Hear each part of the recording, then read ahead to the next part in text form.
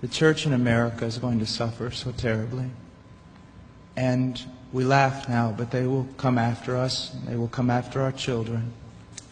They will close the net around us while we are playing soccer mom and soccer dad, while we are arguing over so many little things and mesmerized by so many trinkets. The net even now is closing around you and your children and your grandchildren, and it does not cause you to fear.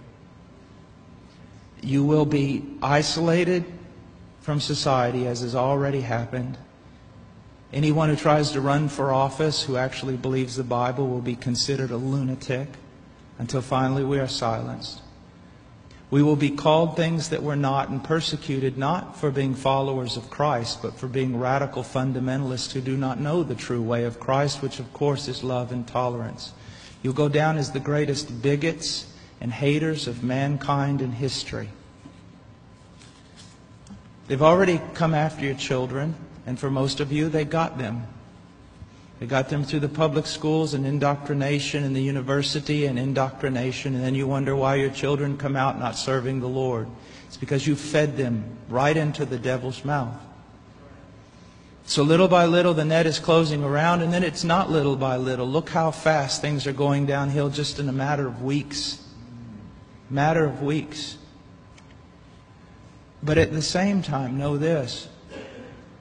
Persecution is always meant for evil, but God always means it for good. And is it not better to suffer in this life, to have an extra weight of glory in heaven?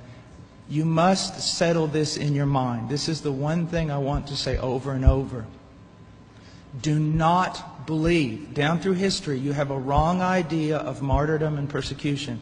You think that these men were persecuted and martyred for their sincere faith in Jesus Christ. That was the real reason, but no one heard that publicly. They were martyred and they were persecuted as enemies of the state, as child molesters, as bigots, as narrow-minded, stupid people who had fallen for a ruse and can contribute nothing to society.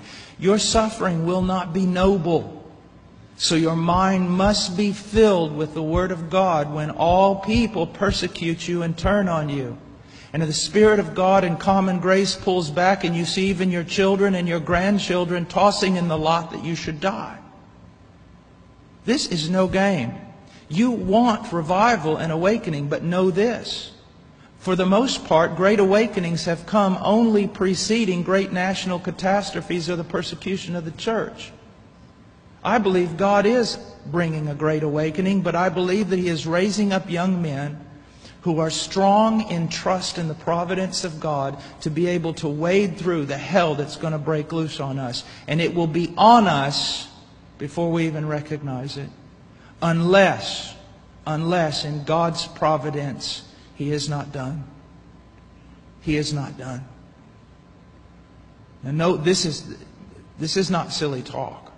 Apart from a great awakening, these things are going to come upon you. Be ready to lose your homes, your cars, and everything.